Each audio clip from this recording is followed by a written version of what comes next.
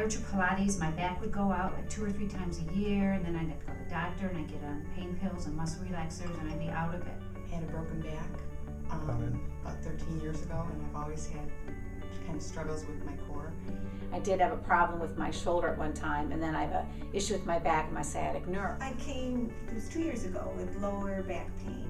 I had a lower back problem. I had shoulder problems. And I was really at a point where I had to change something because the doctors were suggesting surgery. I took the first Pilates class because I thought, well, I'll just take the class and just see how it goes. Well, I liked it so much, and I have gotten so much stronger. My back. You know, the stretching, the strengthening has really made a difference in helping my back. And I went through 6 weeks of physical therapy, and then they suggested I join the Pilates class, and I've been doing it ever since, and it's really made a big difference. I feel much stronger, and my pain's gone. Inhale, exhale, reach the arms overhead. Big arms, lift and reach with the sternum. Exhale, arms overhead. Really pull yourself through, lift the sternum, head stays in the right. The principles include breathing, pelvic position, rib cage position, your shoulder blade position, and your neck position. All the principles, each one of them are geared to decreasing stress or forces placed on primarily your spine, but different parts of the body.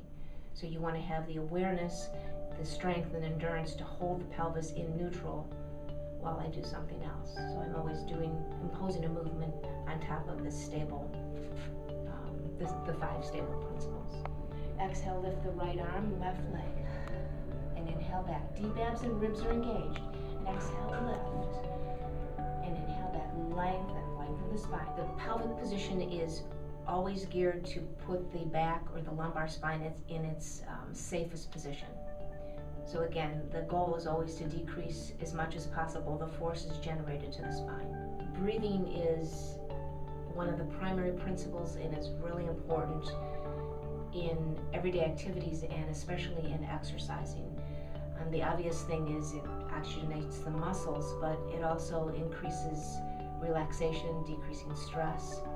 And if the muscles relax, they're more able to function effectively, and it increases focus and concentration, which it helps with body awareness. So there's more time during the week that I think about my breathing, whereas before I'd catch myself holding my breath while I was driving, just holding my breath.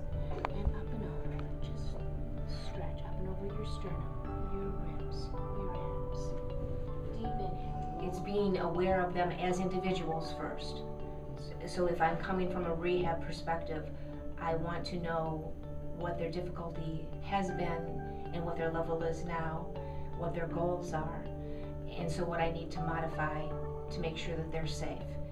So if someone has low back pain and someone has neck pain, I know there are certain things that I'm going to modify to make sure that all of those patients are safe.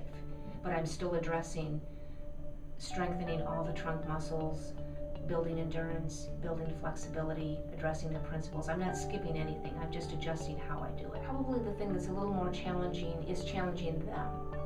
I want to keep progressing the class and meeting their current ability or their increasing ability, and they don't all progress the same. The class I work with, the age range is in the 40s to 70. I came, it was 2 years ago. I've been doing Pilates with Kristie probably about a year, and then I started when I was 55, and now I'm going to be 60. So I'm 70 years old, and I thought, oh, I'm too old to do this. You know, these people are a lot younger than I am, but I pretty well keep up with them. So there's all types of levels and types of learning going on, and it's just you keep repeating it, you do it in different positions, but it's always safe. I never have them do something where they're going to lose the stabilization of their back and injure themselves.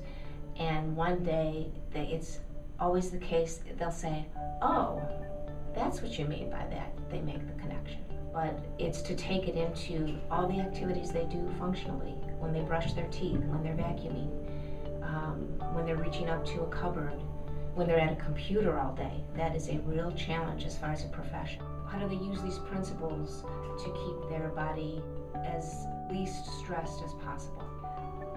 The other point as far as they're concerned, and it's a very positive thing, is the bonding. in the interaction that takes place, and they challenge one another. It's been a lot of fun, and Kristie's great. I love the girls and I love Kristie. I think it's kind of nice because it gives you a sense of camaraderie and a sense of, you can sympathize and empathize with each other. And Oh, it's fun, yeah. I'm very inspired by them. I'm so proud of them, and they work very hard. They're very consistent and dedicated, and they are really coming into the benefit of that now.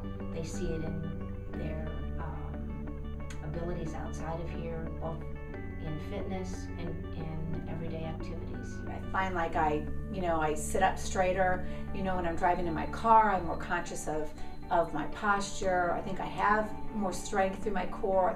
And I love how the Pilates has given me strength and confidence. And I can ride my bike longer, I can go for longer walks with my dogs, I can stand my grandchildren, so it's been a real positive thing for me. I had anxiety and panic attacks for years. When I started the Pilates, they went away, and they've been gone for 4 years. Everybody who I run into that has anxiety or the symptoms of having kind of vertigo or any of those panic attack things, go get into yoga or Pilates. It's a breathing issue. It will help.